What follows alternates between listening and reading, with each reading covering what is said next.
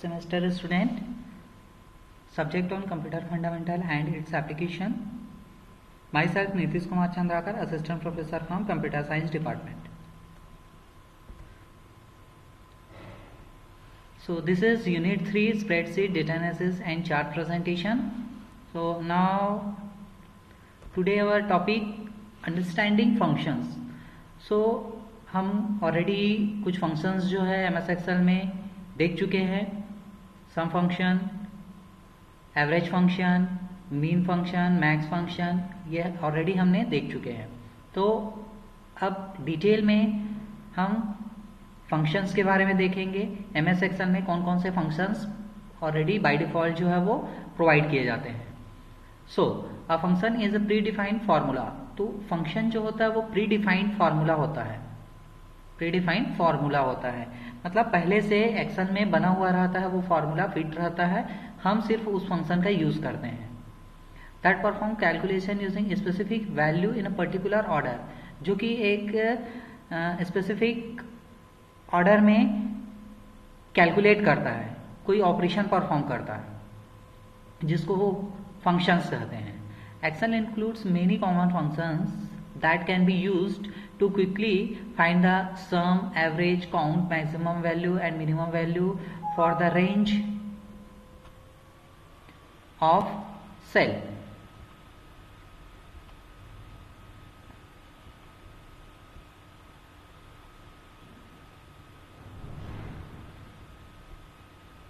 जैसे कि एक्सेल जो होता है उसमें कुछ कॉमन फंक्शंस होते हैं जो कि हमको क्विकली ऑपरेशन परफॉर्म करने के लिए या कोई भी एडिशन करना है किसी नंबर का, एवरेज अगर निकालना है कोई भी नंबर का, कितने नंबर है उसको काउंट करना है, बहुत सारे नंबर्स है उसमें मैक्सिमम वैल्यू फाइंड करना है, उसमें मिनिमम वैल्यू फाइंड करना है.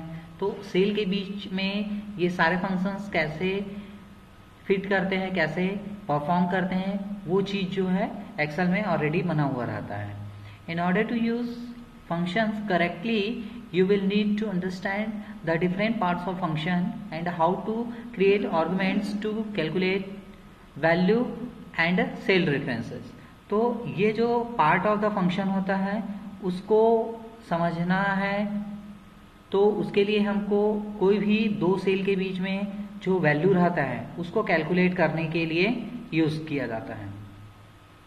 प्रैक्टिकली हम देखते हैं. तो इसके लिए सबसे पहले हमको MS Excel ओपन करना है. MS Excel हम इस तरह से ओपन करेंगे.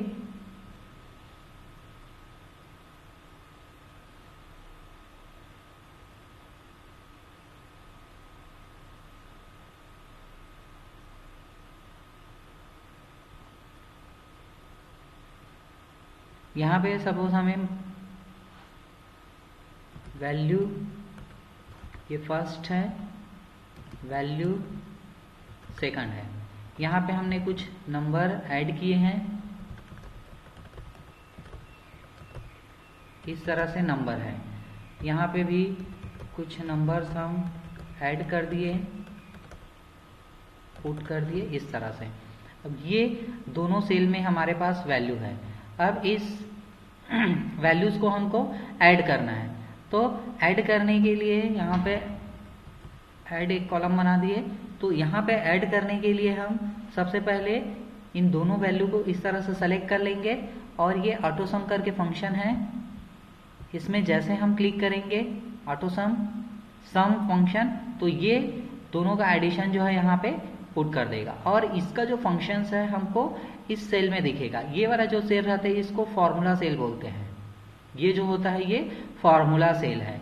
ये इस सेल में कौन सा फॉर्मूला फिट है उसको रिप्रेजेंट करता है. यहाँ पे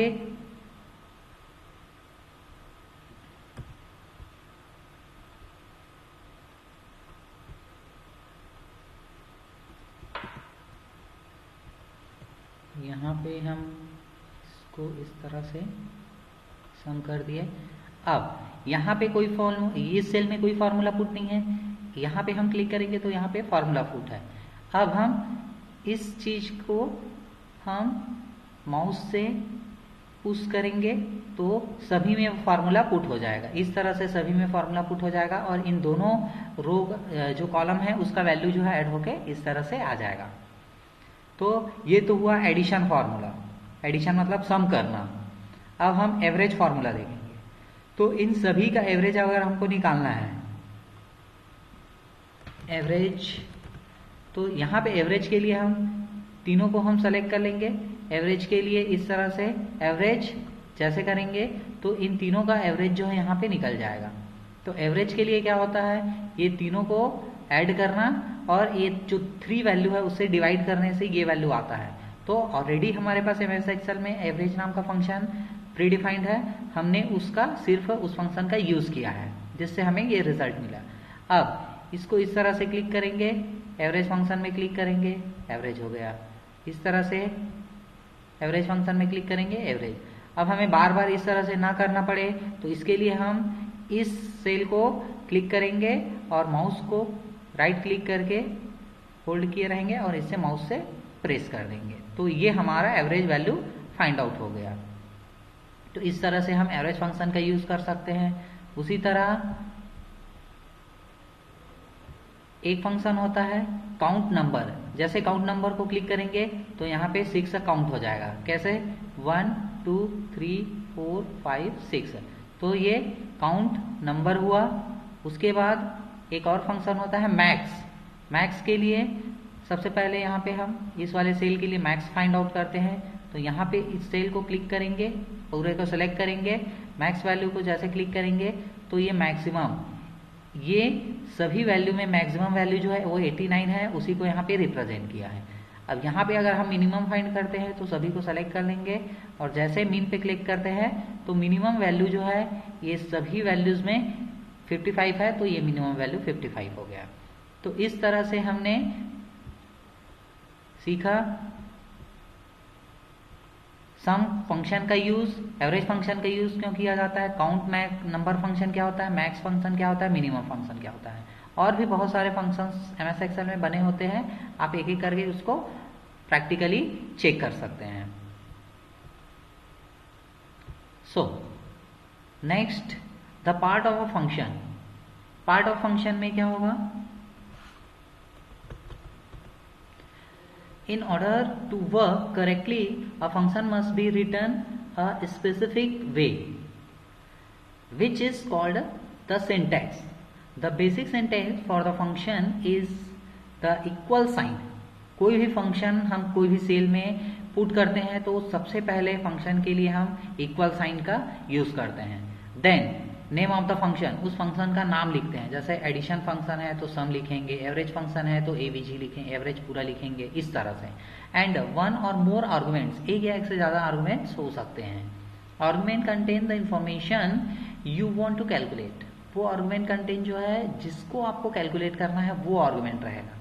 जैसे कि हम यहाँ पर क्या कर रहे थे, 2 सेल का वैल्यू था, वैल्यू 1 और वैल्यू 2, तो उन दोनों सेल के वैल्यूज को हमको क्या करना था, कैलकुलेट करना था, एडिशन परफॉर्म करना था। तो हमने उन दोनों सेल को क्या किया, सेलेक्ट किया। तो this is a argument and the function in the example below would add the values of the cell range A1 to A20। इसका मतलब क्या है कि A1 से लेकर A20 तक जितने भी वैल्यूज रहेंगे सभी का sum. So equal is a equal sign, then sum is a function name, then this is a argument. तो इस तरह से फंक्शन का सिंटैक्स होता है, इसको सिंटैक्स कहा जाता है। क्रिएटिंग फंक्शन, फंक्शन कैसे क्रिएट करते हैं। There are a variety of functions available in MS Excel. MS Excel में बहुत सारे वेराइटीज के फंक्शंस अवेलेबल होते हैं। Here some of the most common functions way you will use. जो मोस्ट कॉमनली जो फंक्शंस होते हैं जिसको हम यूज करते हैं उनमें से फर्स्ट होता है सम फंक्शन, जिसको ऑलरेडी हमने देख चुका है। This function adds all the values of the cell in the argument. ये जो फंक्शंस होते हैं वो सभी सेल की जितने भी वैल्यू हम सेलेक्ट किए रहते हैं सभी वैल्यूज को ऐड करने के लिए यूज किया जाता है। Next average, this function determines the average of the values included in the argument.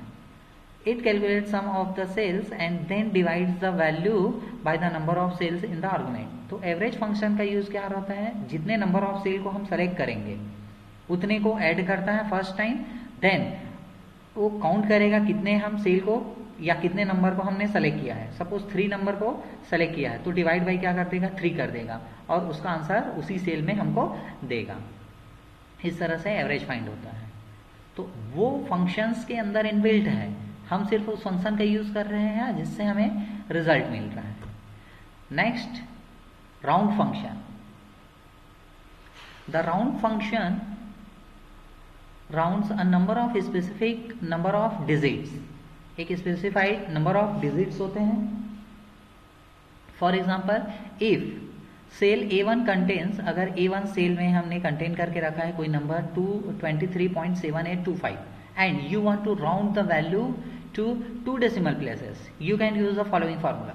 ठीक है, सो इस तरह से अगर हम A1 सेल में ये वैल्यूज हैं और हम चाहते हैं कि राउंड दशमलव के बाद 2 डिजिट हमको चाहिए, ये बाकी 2 डिजिट नहीं चाहिए, तो हम क्या करेंगे, फार्मूला डेसिमल फार्मूला है राउंड फार्मूला, राउंड फंक्शन, उसका यूज करेंगे। उसके लिए equal sign, then round, A1 press करेंगे, कॉमा 2, इससे क्या हो जाएगा, उसका वैल्यू फाइंड आउट हो जाएगा।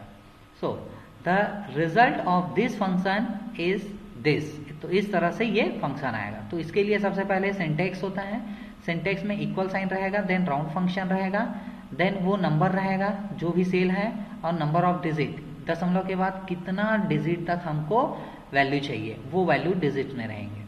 सो the round function syntax has the following arguments. तो इसके लिए हम एग्जांपल देखते हैं। सपोज इसी पे हम ले लेते हैं, यहाँ पे इस तरह से फंक्शन है, इस तरह से हमारे पास बहुत सारे डेसिमल वैल्यू है। अब हमको राउंड फंक्शन यूज करना है, राउंड फंक्शन इस तरह से यूज करना है।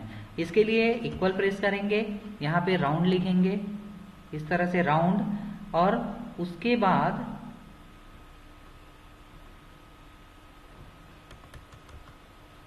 हम यहाँ पे इस वाले वैल्यू को सेलेक्ट कर लेंगे। ये G5 क्यों आ रहा है, क्योंकि ये G कॉलम है और ये 5 नंबर का रो है, इसलिए G5 आया। उसके बाद कॉमा करेंगे, कितने डेसिमल वैल्यू चाहिए, 2, दशमलव के बाद 2 डेसिमल तक चाहिए तो हम 2 लिखेंगे। उसके बाद ब्रैकेट क्लोज, एंटर करेंगे, तो ये हमारा ये राउंड अप वैल्यू आ गया। इस राउंड अप वैल्यू को हम इस तरह से, ये साइन प्लस का साइन आएगा, लेफ्ट क्लिक करेंगे माउस को और इस तरह से पुश करेंगे, तो इस तरह से जैसे हम छोड़ते हैं तो इस तरह से राउंड अप वैल्यू आ जाएगा। तो ये राउंड वैल्यू होता है। एक बार आप फार्मूला फिट कर दो, उसके बाद उस सेल को क्लिक करके नीचे जहां तक आपको पुश करना है कर दो, वो सभी सेल में सेम फार्मूला पुट हो जाएगा। तो इस तरह से फार्मूला फिट राउंड फंक्शन जो है वो यूज होता है। I think this topic is clear. So next, basic statistical function in MS Excel।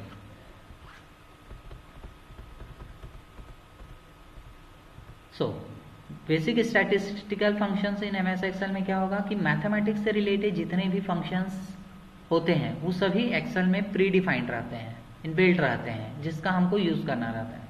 So count function, we use the count function when we need to count the number of cells containing a number.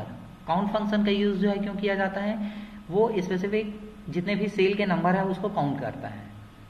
Suppose हमारे पास 1198 values है, तो हम पूरे को select करेंगे तो हमको उतने नंबर ऑफ काउंट करके वैल्यू को बता देगा। So this is a count function. Quantity function होता है, एवरेज फंक्शन होता है, मीडियन फंक्शन होता है, मोड फंक्शन होता है, स्टैंडर्ड डेविएशन फंक्शंस होता है। ये सभी मैथमेटिकल स्टैटिस्टिकल, मैथमेटिक्स जो फार्मूला होता है स्टैटिस्टिकल मैथ्स जो होता है उसमें यूज होते हैं। Mean, median, standard deviation, mode, ये सभी फंक्शन। तो ये सभी फंक्शन का यूज जो है हम MS Excel में कर सकते हैं। So next is a date and time function. Date और time function, this is a very important function in MS Excel. So enter a date in MS Excel, use backslash, dash, characters. To enter a time, use colon, and you can also enter a date and time in one cell. एक ही cell में आप date और time दोनों लिख सकते हैं। तो इसके लिए फॉर्मूला होता है, उस फॉर्मूला का यूज करके हम डेट और टाइम फंक्शन यूज कर सकते हैं। नेक्स्ट होता है मंथ, ईयर, मंथ और day. To get year of date use the year function. तो इस तरह से ईयर फंक्शन का यूज करके हम डेट, ईयर और मंथ निकाल सकते हैं। तो इसको हम प्रैक्टिकली देखते हैं। सपोज यहाँ पे हमने डेट लिखा, कोई डेट है पर्टिकुलर, यहाँ पे हमने डेट लिखा आज 26/12/2020, इस तरह से ये डेट है। तो ये क्या हुआ, डेट फंक्शन हुआ हमारा। अब हमें पर्टिकुलर ये डेट इस वाले कॉलम में चाहिए, तो इस तरह से ये डेट आ गए। अब हमें इसमें से डेट चाहिए, ईयर चाहिए, यहाँ पे ईयर चाहिए कि मंथ चाहिए कि डे चाहिए। तो जो भी फंक्शन का यूज करेंगे वो यहाँ पे मिल जाएगा। जैसे कि यहाँ पे डे चाहिए हमको, तो यहाँ पे हम क्या करेंगे, इक्वल, उसके बाद डे फंक्शन यूज करेंगे, देन ब्रैकेट यूज करेंगे, उसके बाद इसको हम क्लिक करके एंटर। तो यहाँ पे 26 आ गया। देखो जैसे 26 आया, उसके बाद इस तरह से क्लिक करेंगे। सपोज हमको मंथ चाहिए, तो हम इक्वल मंथ, इस तरह से मंथ, देन सेम सेल को सिलेक्ट करेंगे, देन ब्रैकेट क्लोज, एंटर। तो ये 12 आ गया। तो यहाँ पे ये मंथ वाला फंक्शन यूज हुआ, इस तरह से सेलेक्ट। अब यहाँ पे ईयर फंक्शन का यूज करना है, इक्वल प्रेस साइन करना है, ईयर लिखेंगे, इस तरह से ब्रैकेट ओपन करेंगे, सेम दिस सेल को हम सेलेक्ट करेंगे, ब्रैकेट क्लोज, एंटर। तो इस तरह से ईयर हमारे पास इस तरह से आ जाएगा। तो देखो इस तरह से डे, मंथ और ईयर जो है अलग अलग पार्टीशन हो गया। तो हम इस तरह से डे, मंथ, डेट और टाइम फंक्शन यूज कर सकते हैं। I hope this topic is clear. Then last is a lookup and reference function. So lookup, V lookup एक फंक्शन होता है, वी लुकअप। वी का मतलब होता है वर्टिकल लुकअप, वर्टिकली कैसे शो होगा। So the V lookup function look for a value in the leftmost column of the table and then return the value in the same row from another column you verify. Insert a VLOOP functions so below. जैसे कि VLOOP function क्या होता है, आइए हम इसको practically देखते हैं। यहाँ पे एक आईडी बना हुआ है कॉलम और एक प्रोडक्ट का कॉलम बना हुआ है। यहाँ पे ये आईडी है हमारे पास, ये ब्रांड है और ये अलग अलग प्रोडक्ट है। तो यहाँ पर हम VLOOP फंक्शन, जो VLOOP फंक्शन होता है उसमें ऐसा फॉर्मूला फिट करेंगे कि 104 के सामने प्रिंटर है तो ये प्रिंटर आएगा, 103 के सामने क्या है, माउस है, तो यहाँ पर माउस आएगा, 104 में प्रिंटर है तो फिर से प्रिंटर आएगा। तो इस तरह से ये जो हमारे पास एक टेबल बना हुआ है, इसको हम VLOOP वर्टिकल में हम कैसे देखेंगे, इसको वर्टिकली हम कैसे बनाएंगे। तो इसके लिए आइए हम फॉर्मूला पुट करते हैं। सबसे पहले हमको वो पुट करना है, डिजाइन करना है, आईडी, ब्रांड और प्रोडक्ट। तो यहाँ पे ले लेते हैं हम आईडी, ब्रांड, प्रोडक्ट, ये हुआ प्रोडक्ट। 103, 104, 105, 106 इस तरह से ये रियलमी, सोनी, कैनन, HP,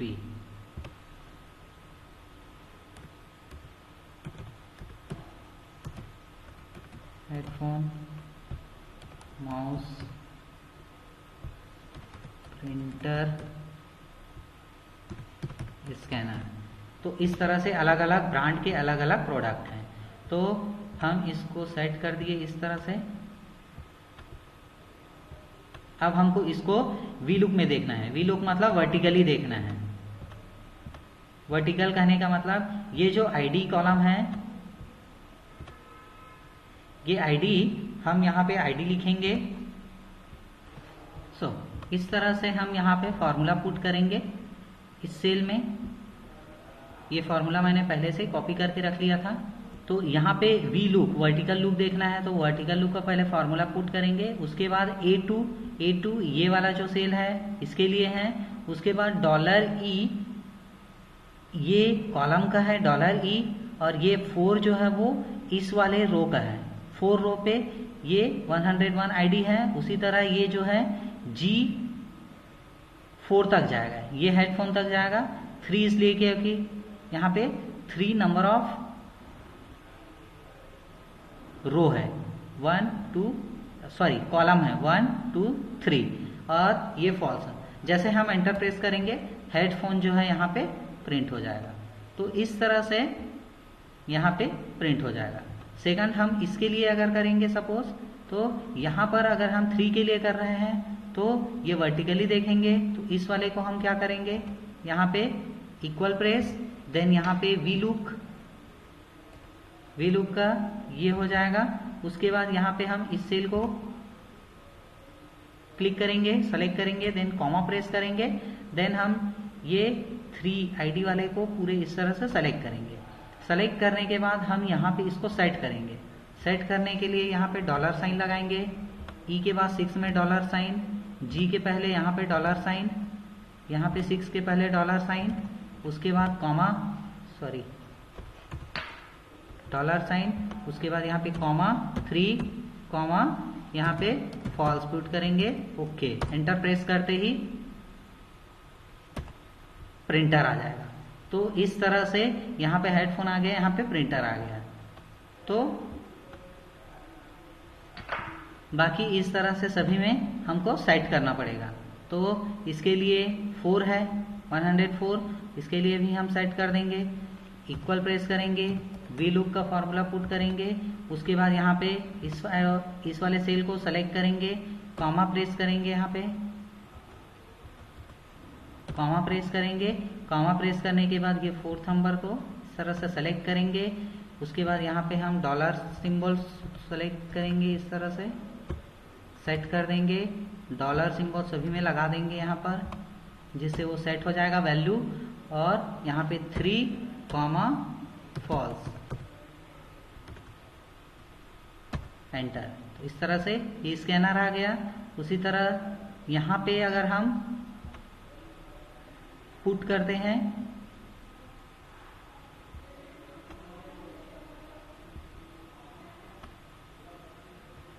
यहाँ पे हेडफोन आ जाएगा। तो इस तरह से हम वर्टिकली इस वाले जो टेबल है उसको हम देख सकते हैं।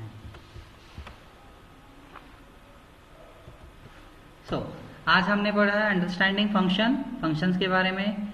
पार्ट्स ऑफ फंक्शन देखे, फंक्शन कैसे क्रिएट करते हैं, राउंड फंक्शन क्या होता है उसके बारे में जाना है, स्टैटिस्टिकल फंक्शंस क्या क्या होते हैं वो भी हमने देखा, डेट और टाइम फंक्शन कैसे यूज करते हैं MS एक्सेल में इसके बारे में जाना, बेसिक स्टैटिस्टिकल फंक्शन के डेफिनेशन और उसको भी प्रैक्टिकली हमने देखा, लुकअप और रेफरेंस फंक्शन क्या होता है ये भी हमने जाना। So this topic is clear. Thank you.